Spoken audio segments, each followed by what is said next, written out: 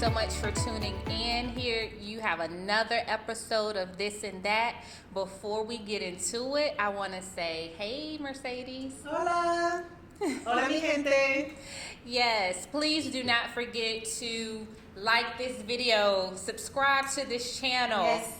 Like us on Facebook, follow us on Instagram and Twitter. Yes. Share your comments. You guys have been a little too quiet lately, so come on, let's get to those comments. Yeah, you'll call and say, we'll have a full-blown conversation about the video. Right. So just put it in the comment section and engage with us, because you never know. You may have a comment the same as someone else, or a question that's the same as someone else is thinking too. So let's connect, let's engage, and let's make it happen. And we like to hear opinions and different points of view. I do. Yeah. I do. Yeah. Speaking of which... What do you have to say? Speaking of which, about hearing different points of views and how we get the conversations on the back end. So right before walking in, I did get a phone call from a friend, and she mentioned about the last episode where we were talking about teen independence. Okay, the last episode. Yes, the last Time is episode. flying. It is. Yeah, yep. Mercedes, let that girl grow up. What are you talking about? In that episode, you mentioned you were going to be roommates with Tiana, and I'm letting her grow up. I'm not stopping her from growing. I'm just following her wherever she goes. what? She's just following her wherever she goes. But yeah, that was we had an interesting conversation on that. So that was pretty cool. Yeah. And one thing that she did point out is that she could see the different cultural difference between you and I. And I thought that was cool. Yeah. Because I think it... Related to, was there a specific... related to, more specifically, the driving. Okay. Right? What do you mean what culture has to do with driving? I know, right? But she said, yeah, I want to hear. What did this the whole person say to arm, you? the whole arm thing. She gets it. She does? She gets it. She understands what that means and why we do that and why we protect. And I say yes, because a driver, it just does not make sense. It is instinctive. Creating a bigger liability, a bigger issue when the driver is driving and the passenger is freaking out, going, ah! Like, now you are blocking me from driving. But when you're so used to being in the driver's seat and being that protector, it does become more instinctive when you're in the passenger side. You just still do it. Like, I still do it. You're not going to hit up my insurance claim. No, because she did not get hurt. I protected her. Okay. All right. So, talking about relationships. Yes. That's that was the last episode. Relationships. Relationship, and you mentioned about, the first thing that you said to me, let my daughter grow. Like, you don't agree with me about following your daughter. But I did tell her. I said, I understand, I get it, because I'm going to have a hard time letting go. And putting limitations on how many miles away from home she can actually move. True story. Okay. Alrighty. So, speaking of relationships. Yeah. Last episode, we were actually talking about friendships. And, yes. What... Do you grieve the same when you lose a friend as when you lose a romantic partner? Yeah. And with that, we also got into, I don't know if you asked the question about allowing your partner I did. to have friends of the same sex. Opposite. Of the opposite. Yeah, I'm sorry. Having friends of the opposite sex. And I'm trying to remember exactly what I said, but I know at some point I was like, well, I don't care, I think. Yeah. I don't mean that I don't care. Let me clean it up. Let me clean it up. I don't mean that I don't care, because I do care, and because I love my husband, and because I think I don't know, he's amazing. He's the most wonderful husband. He's perfect for me, right? So it's not that I don't care, it's that I don't mind. It's not a worry that I have. So if he decides, or if the opportunity comes up where he forms a friendship with someone of the opposite sex, I don't think I would have an issue with that. Right. Just because I don't mind, because I trust him. Period. Like, I put all my trust on him. Period. And that's why. So I just wanted to clean the air because I think it sounded a little too harsh. When I said I don't care, but that's not what I meant. See, Tommy, she cares. I do. A lot. I do care a lot. Yes. Well, that's cool. And I guess talking about relationships, because it's such a dynamic topic that I think we could just go on and on and on about relationships. Yes.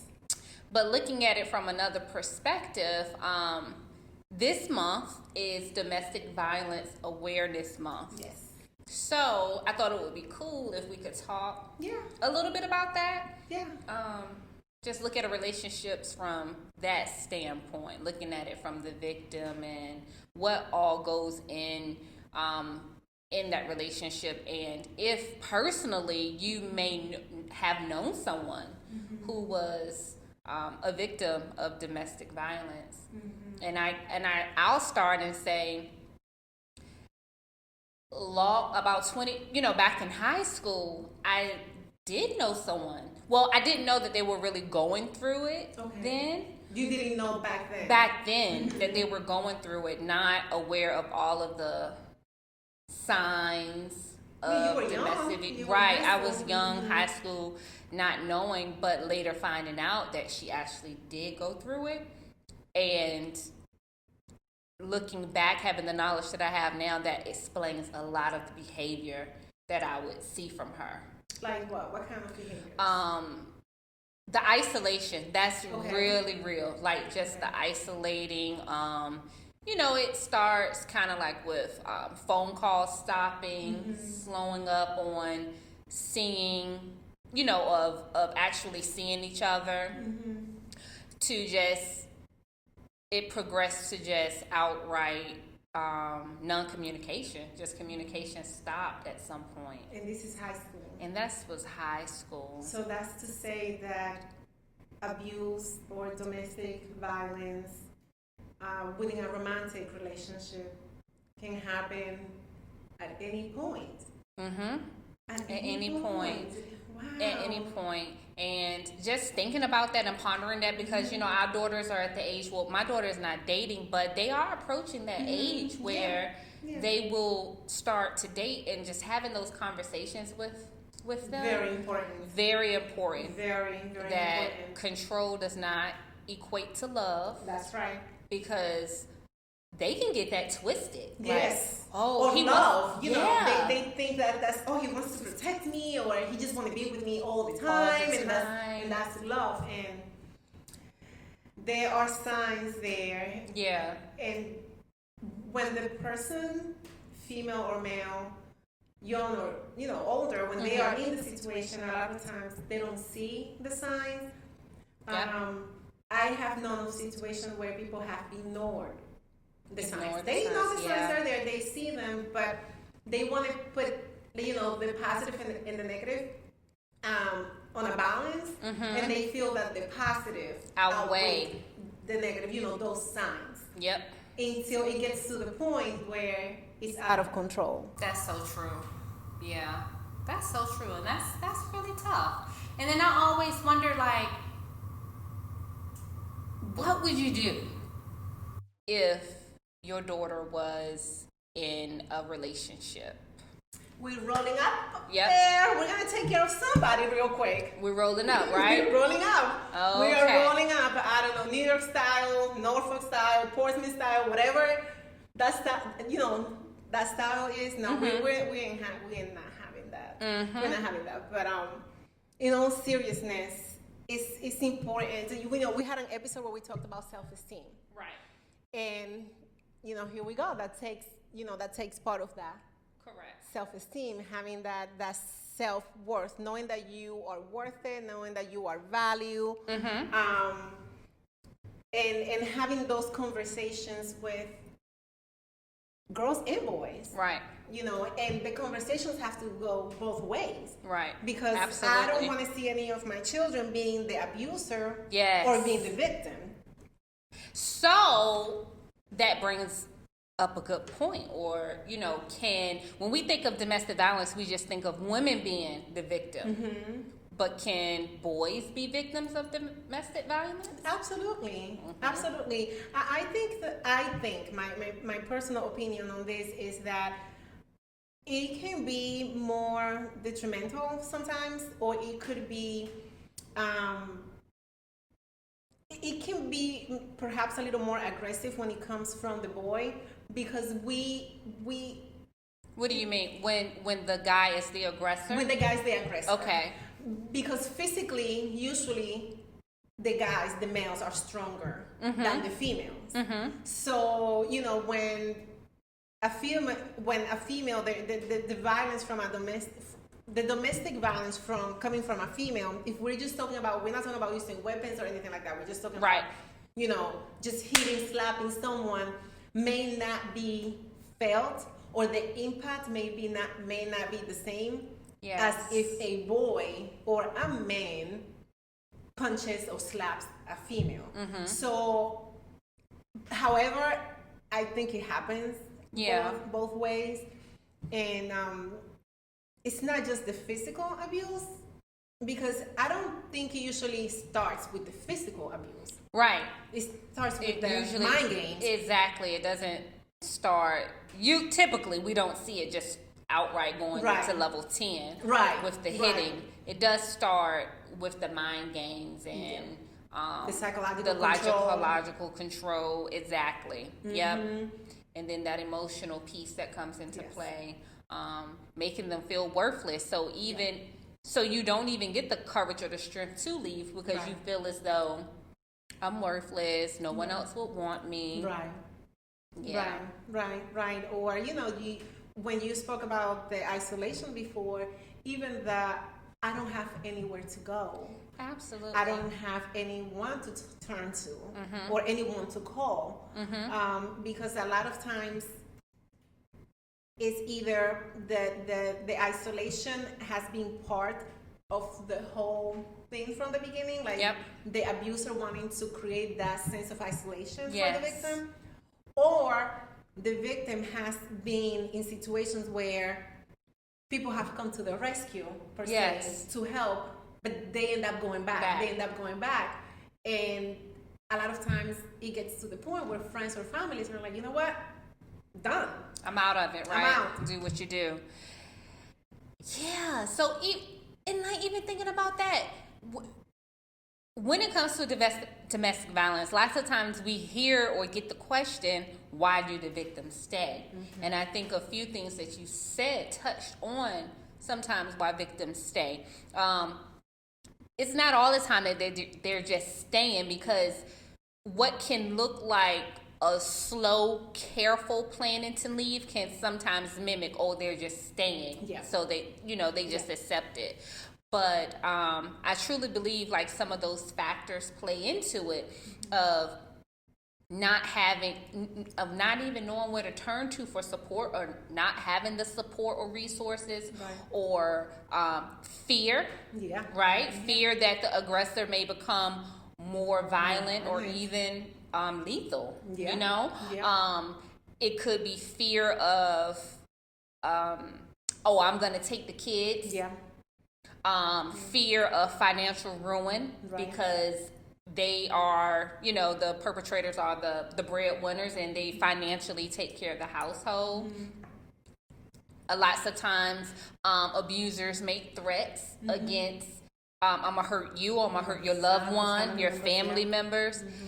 So, many times it's not just that they're staying just because that they're happy and, they want to accept it. It's that fear that paralyzes them and cripples them of, they have to outweigh. And like you mentioned, those mixed emotions of, well, it's not always bad. Mm-hmm. When he's good, he's good. So it's not always bad. A lot of that go into play with why people stay. Right. And, it's not only difficult just for the victim, right? It's also difficult for the family members who have to see what's going on, and they perhaps feel Helpless, yeah. and they cannot do anything. And then when we have little ones involved, then it becomes more complicated and more complex. Absolutely. You know, more, Because you may think that, you know, even though he is abusive, it's better for my children to grow up in a two-parent household rather than for me to be a single parent struggling with them. Yeah. So he's mean to me, but he's good to the kids. He's good to the kids. Or he's a good provider. Right. Or where am I gonna go with 2-3 kids? You know, like who's gonna take me in? And you know, I have seen situations where the abuser has denied the victim the opportunity to work and to earn money. So where do you go if you have not had a job, you don't have any savings because now the abuser controls the finances of the house because they are well, let me ask you this. Do you think there are different types of abusers? Yes. Okay, so if you have to break them down into different categories, where will you place them, or what categories will you have? So I think I would just break them down and stick with the categories that the type of abuse is, whether it's a physical abuser, whether it's you mentioned maybe like I think there's financial abusers, like don't allow you to work, as you mentioned, or don't allow you to have access to the money. You know, they just ration out and just give you what they think you should have. There's the emotional abusers, you know, though they're name calling. They may not ever hit you, but they are calling you every name in the book. They are demeaning you. They are making you feel worthless. You know, there's that psychological abuser. So I think I would just rank them the way that they're kind of like categorized, how they're broken, the different types of abuses, you know, categorized and broken down. Yeah, because then there's substance abuse, right? Yeah. Like alcohol and other substances, and I guess the part that they play into abuse sometimes, because I have also heard of situations where, well, he only gets like that when he drinks. Yes. You know, and he's a beautiful person, or she is a beautiful person while he's not drinking or while she's not drinking, but already the family knows that if mom or dad, depending on who the abuser is, if they leave the house, when they come back, they may come back drunk or under the influence, and it's kind of like, okay, we all gotta embrace for what's coming, and that's still not right. That's still not right. I don't care if he's getting drunk once every 3 months. Like, that's still not right. Yeah, that's tough. Yeah. That's tough. Wow. Domestic violence is so complex. It really is. Complex. It's so complex, and you know, for everybody, family members, the person, the people involved, and even for the abusers. Yeah.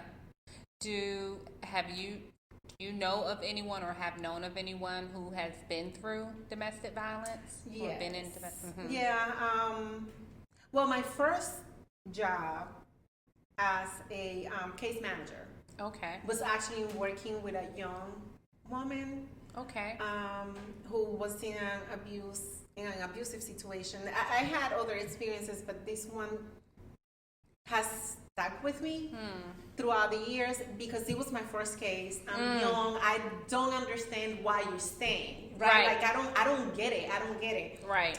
And I remember getting calls in the middle of the night, having to go to court, helping this young woman request the restraining orders.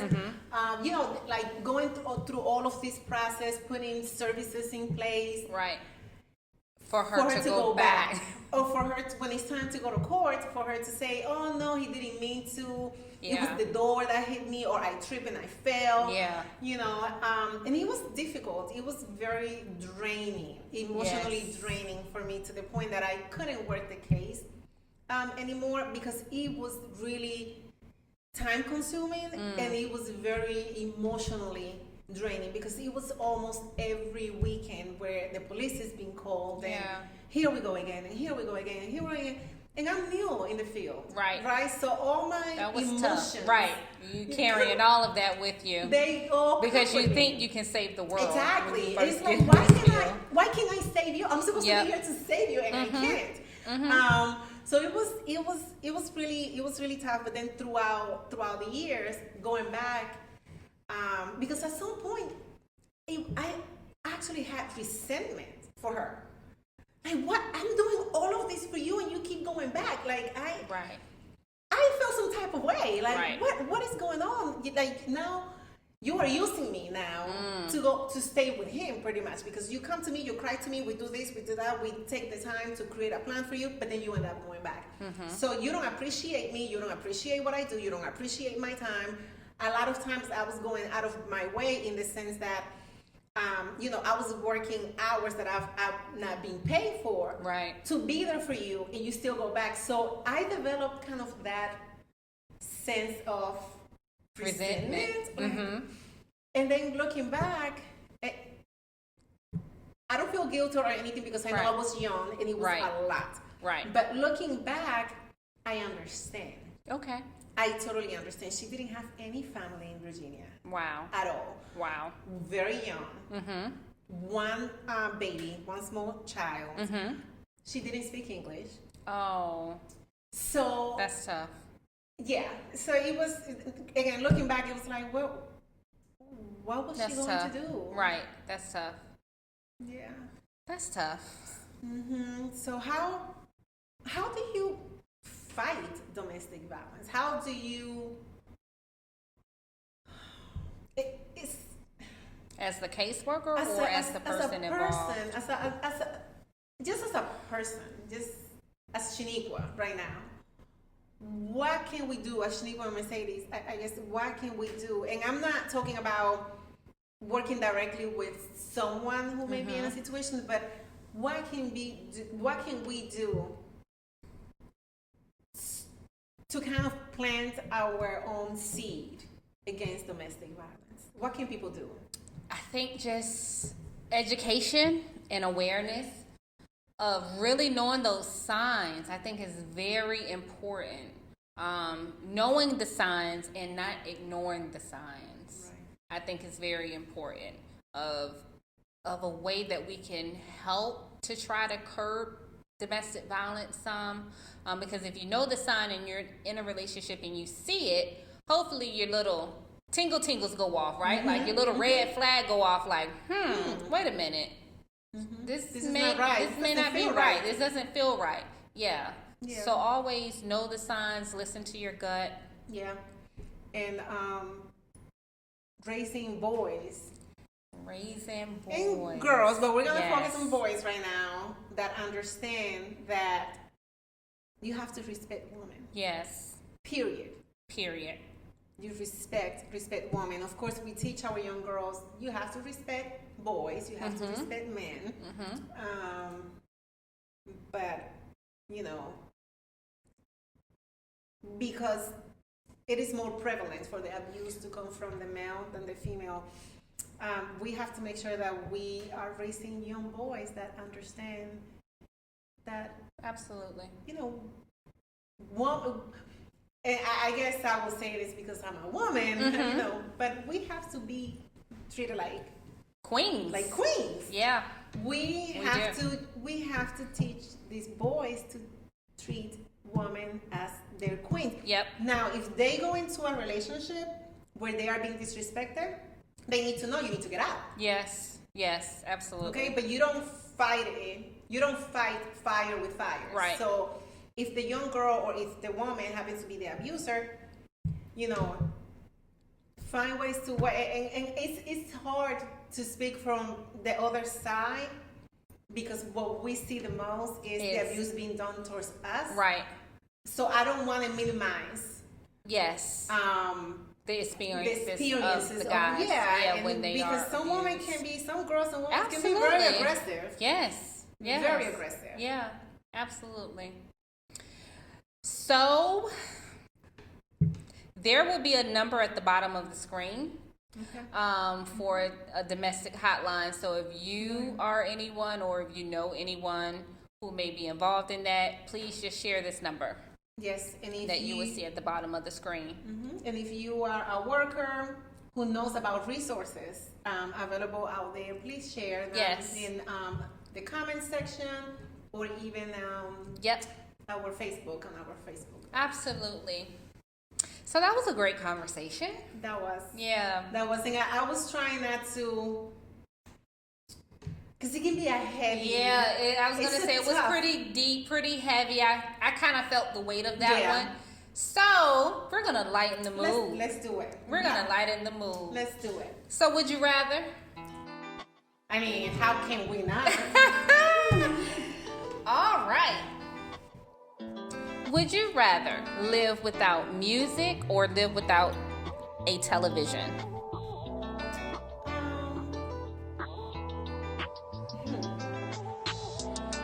Wait. Well, with the you said music, but you didn't say radio, so I can still listen to the radio. Right. Live without music or... Okay, I can live without the television. Okay. As long as I can listen to the radio. Not just music, but I need to know what's going on. In the world. Yeah. Okay. Oh, this should be good for you. Okay. Would you rather eat as much ice cream as you want? All day, every day. Forever. Ever, yes. Without negative side effects? Yes. Or never to get sick again? Oh. Wait, what? So I can either choose not to ever in my life to get sick? Yes. We're in the middle of a pandemic, so you can avoid COVID All altogether. Or so I have to trade off for ice cream? Yep. All type of ice cream? Yes. Like any type of ice cream? Ice cream. What about shakes? Can I put my ice cream in a shake?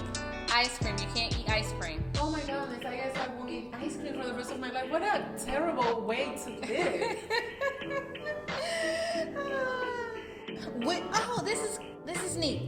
Would you rather live for a week as the opposite gender For a week? or be invisible to the opposite gender? I would like to live for a week as the opposite. I just want to know what goes on up there. Yeah, me too. Because man, sometimes I'm just I like, don't know. what is going on up there? Would you rather always be able to tell when someone is lying or be able to lie without anyone knowing? Tell when someone is lying or be able to lie without anyone knowing. No, I'd rather tell when someone is lying. Okay. I want to know when people are lying to me. Yes, me too. And I wish I had that power when I was a teenager dating. Right. Correct. Yes. Last one. Would you rather lose your accent or lose your vision? That is not even right. Would you That's rather not even right. lose? No. Wait, how? That's not even fair. That is very fair. How is it fair? Would you rather lose your accent or lose your vision? I don't want to lose my accent. I don't want to lose my vision. Okay, if you had to lose one, which one would you lose? Well, I'm going to say my vision because I can still probably fake my accent. Even if I don't have it, I can fake it. It would be obvious, but yes, you could. That is so... I'm not me. Oh, that will hurt you, right? I know. Oh, that's not right. Oh, that was good. That was good. That was good. That last one was tough. I don't like that one. I know. We are out of time, but we are not out of conversation. So make certain that you join us next time to pick us up where we left off. Right.